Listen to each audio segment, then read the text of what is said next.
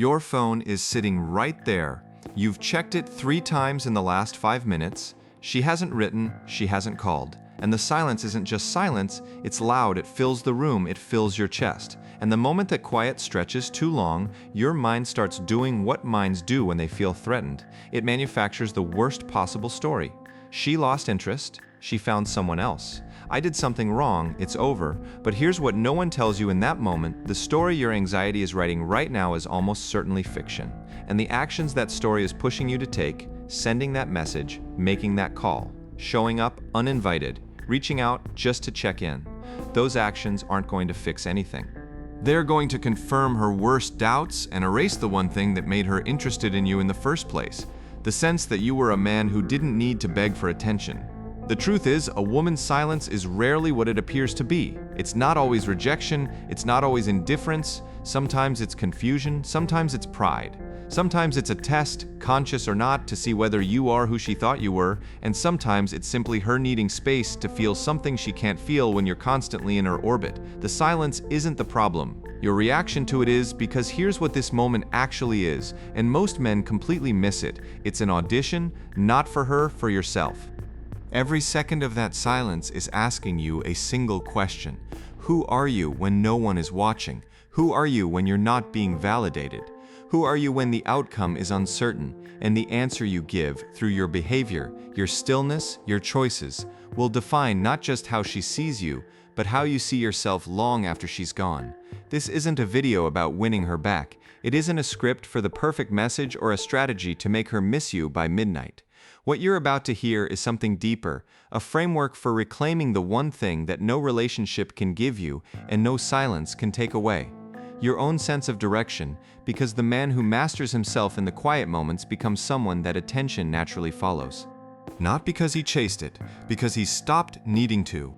The moment she pulls back, something primal kicks in, a wire trips somewhere deep in your nervous system, and suddenly every instinct you have is screaming the same thing. Do something, send a message, ask what's wrong, explain yourself, fix it. And that impulse feels noble. It feels like caring, like effort, like proof that you're a man who shows up. But there's a brutal truth hiding inside that impulse, and if you don't see it clearly, it will cost you everything. Pursuing a woman who has chosen distance doesn't demonstrate strength. It demonstrates that her approval controls you, and nothing kills attraction faster than a man whose emotional state is visibly held hostage by someone else's silence. Think about what pursuit actually communicates at the psychological level. When you flood her inbox after she goes quiet, you're not saying "I care about you." You're saying "I cannot function without your validation." You're revealing that your inner world collapses the moment external feedback stops. And women, not through calculation, but through deep evolutionary wiring, are drawn to men whose sense of self doesn't crumble under pressure. The man who chases becomes predictable. Safe in the wrong way, he telegraphs that he is always available, always eager, always waiting. And desire cannot survive certainty. The moment someone feels guaranteed, the tension that fuels attraction dissolves completely. So what do you do instead? You hold your position, not out of arrogance, not as a manipulation tactic, but because you genuinely understand that your value is not a negotiation that happens in her silence. High-value men don't run after what pulls away. They create the gravitational field that pulls things back, and that field isn't built through messages or explanations or grand gestures. It's built through stillness, through the quiet, unshakable signal that you are rooted in something deeper than her approval. When you stop chasing, you stop being predictable. You reintroduce uncertainty, and uncertainty handled with dignity is one of the most powerful forces in human attraction. Let her feel the weight of your absence. It will say more than any words ever could. Here's one of the quietest but most destructive things a man can do when a woman pulls away. He puts his life on hold. He stops training. He loses focus at work. He cancels plans with friends. He sits inside the waiting, as if pausing his entire existence will somehow accelerate her return. Everything narrows down to one obsessive question: why isn't she talking to me? And that question becomes the gravitational center of his day. But this is where the real damage happens, not in her silence, in what you do with yourself while she's silent. Because the version of you that stops living the moment someone steps back is not a version anyone, including you, can genuinely respect. The psychological mechanism at work here is subtle but devastating. Anxiety thrives in stillness. When you stop moving forward, your mind fills the vacuum with worst-case scenarios, obsessive loops, and emotional spiraling. You become smaller, not because she made you smaller, but because you handed her the remote control to your momentum. And here's what compounds the damage. Women don't need to see you in person to sense this collapse. It radiates. It shows in the quality of what you post, in the energy you carry, in the way mutual friends describe you, in the invisible frequency that you broadcast into every interaction. Stagnation has a signature, and it is not attractive. The antidote is both simple and radical. Live as if her silence changes nothing about your direction. Wake up at the same time. Train harder. Pour more energy into the work that matters. See the people who energize you. Build the thing you've been postponing. Not as performance, not to make her see you thriving, but because your life deserves that investment regardless of who is or isn't watching.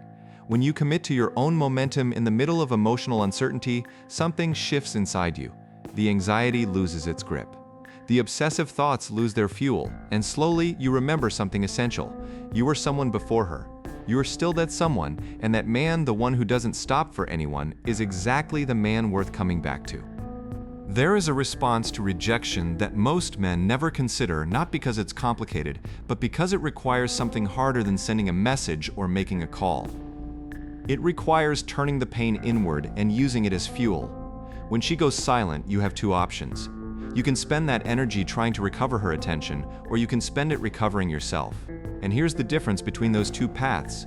One leaves you exactly where you are, emotionally dependent on an outcome you can't control. The other transforms you into someone fundamentally different, someone whose presence, 6 weeks from now, will be impossible to dismiss. The silence is not a punishment. In the right hands, it is raw material. Your physical presence is the most immediate signal you send to the world and to yourself. When you train consistently, when you eat with intention, when you sleep properly, and dress like a man who respects his own image, you are not just changing how you look, you're changing how you feel about yourself at a neurological level. Discipline in the body creates discipline in the mind. Every rep completed while you're hurting is a vote cast for the version of you that doesn't collapse under pressure. And that version, the one that shows up to the gym when he's broken, that eats clean when he's stressed, that carries himself with quiet pride even in the dark, that version radiates something that no anxious text message ever could. Speaker, but the transformation cannot stop at the physical. Your mind needs the same renovation. Replace the hours you've been spending replaying conversations with something that expands you: books, courses, conversations with people who challenge you, creative work you've been avoiding. Every piece of knowledge you absorb, every skill you sharpen, every goal you clarify shifts your internal center of gravity. You become less reactive and more directed, less defined by what she thinks and more defined by what you're building. And that shift from a man waiting for external validation to a man generating his own sense of purpose is not just attractive. It is the foundation of a life that doesn't depend on anyone's return to feel complete. Most men confuse emotional detachment with emotional shutdown. They think that to appear strong, they must feel nothing, that mastery means building walls, going cold, pretending they don't care. But that is not strength. That is armor worn by a man who is still afraid. True emotional mastery is something far more sophisticated. It is the ability to feel everything and still choose how you respond. It means you can sit with the discomfort of her silence, acknowledge the ache of uncertainty, and still not let those feelings dictate your actions. That gap between what you feel and what you do is where self-respect lives, and it is one of the rarest things a woman will ever encounter in a man. Here is what happens at the psychological level when a man loses emotional control in the face of rejection.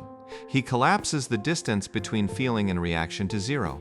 She doesn't text, he texts 4 times. She seems cold, he over-explains. She pulls back, he pushes forward. Every move is driven by the need to resolve the discomfort as quickly as possible. But discomfort is not the enemy. Discomfort is information. And a man who can sit inside uncertainty without being consumed by it is sending a signal that goes straight past conscious thought, straight into the part of her that evaluates whether you are someone who can be trusted with her own emotional complexity.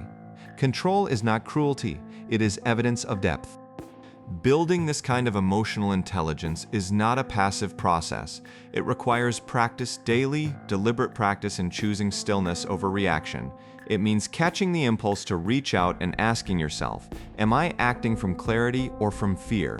It means developing rituals that regulate your nervous system, physical training, meditation, journaling, time in nature, so that your default state is calm rather than reactive. And over time, something remarkable happens. You stop experiencing her silence as a threat and start experiencing it as neutral information. You stop needing the outcome to feel okay, and when you no longer need the outcome, you gain something more powerful than her attention. You gain your own sovereignty. That is the foundation no one can shake. Giving space is one of the most misunderstood concepts in the psychology of attraction. Most men interpret it as a tactic, something you do for a calculated number of days to manufacture her interest. But real space is not a tactic, it is a posture. It is the genuine decision to stop trying to control an outcome you were never meant to control. When you give real space, you are not disappearing strategically. You are removing the pressure that has been suffocating the dynamic. You are allowing the emotional atmosphere between you to settle, to clear so that whatever is real between you can surface on its own, without being forced, without being negotiated, without being begged into existence. Here is the psychological reality of what happens when you stop filling every silence with noise. She begins to feel your absence. Not immediately, but inevitably, the human mind is wired to notice the removal of something it had grown accustomed to. Your consistency, your warmth, your presence, even if she pulled away from it, occupied a space in her awareness. When that space goes quiet, questions arise, not always consciously, but they arise. Why hasn't he reached out? Why isn't he reacting the way I expected? What is he doing? And those questions are far more powerful than any answer you could have sent in a message, because they are generated entirely by her own mind, which means they carry a weight that nothing external can replicate. But here is the part most men miss entirely. The space is not just for her. It is for you. It is your opportunity to observe clearly, without the fog of constant interaction, what this situation actually is. Does she reach out when given room? Does she show any signal of genuine interest when the pressure is off? Or does the silence simply extend, revealing that what you thought was a connection was perhaps more one-sided than you were willing to see? Distance is the lens that brings reality into focus, and whatever it shows you, whether she returns or whether the silence confirms something painful, you will have the clarity to act from truth rather than fantasy. That clarity is its own form of freedom. There is a pattern that repeats itself in the lives of men who consistently struggle in relationships, and it has nothing to do with how attractive they are, how much they earn, or how genuinely they care. The pattern is this: they make a woman their purpose. Not consciously, no man sits down and decides to abandon his own direction in favor of orbiting someone else. It happens gradually, invisibly, through 1,000 small surrenders. You start checking your phone before you check your goals. You start measuring your day by whether she responded. You start making decisions, what to do, where to go, how to feel based on the temperature of her attention. And before you realize it, you have handed the steering wheel of your life to someone who never asked to drive it. The psychological damage of this pattern runs deeper than most men recognize. When you place a woman at the center of your identity, you don't just become emotionally dependent, you become less focused, less driven, less interesting, because the energy that should be fueling your growth, your ambitions, your creative output, is being redirected entirely into managing the emotional temperature of a relationship. And here's the cruel irony. The very act of making her your center makes you less attractive to her. Women are not drawn to men who need them to feel complete. They are drawn to men who are already complete, men whose lives have weight and direction and momentum that exists independently of any relationship. A man with a mission is magnetic. A man whose mission is a woman is exhausting. Reclaiming your center is not about becoming selfish or closed off. It is about understanding the correct architecture of a meaningful life. Your purpose, your work, your growth, your contribution, the thing you are building that will outlast any single relationship, that is the foundation. A woman, the right woman, is someone who walks alongside that foundation. She adds to it, she complements it, she challenges it to become stronger, but she is never the foundation itself. When you rebuild that hierarchy, purpose first, relationship as complement, everything changes. Your confidence stops being contingent, your happiness stops being hostage, and paradoxically, your relationships become healthier, deeper, and more genuinely reciprocal. Because you are finally showing up as a whole man, not a man defined by whoever is or isn't paying attention to him.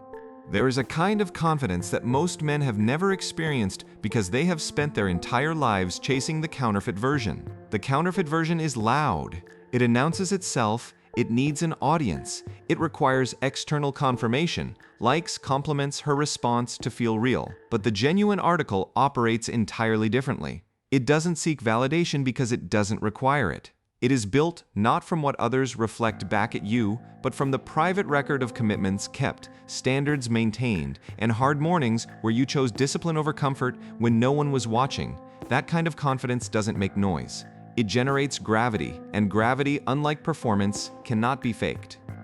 Your body communicates this long before you open your mouth. The way you carry yourself when you're hurting, whether you maintain eye contact or look for escape routes, whether your posture says, "I belong here," or "Please accept me," whether your daily habits remain intact when your emotional world is turbulent, or whether they collapse the moment someone withdraws their warmth.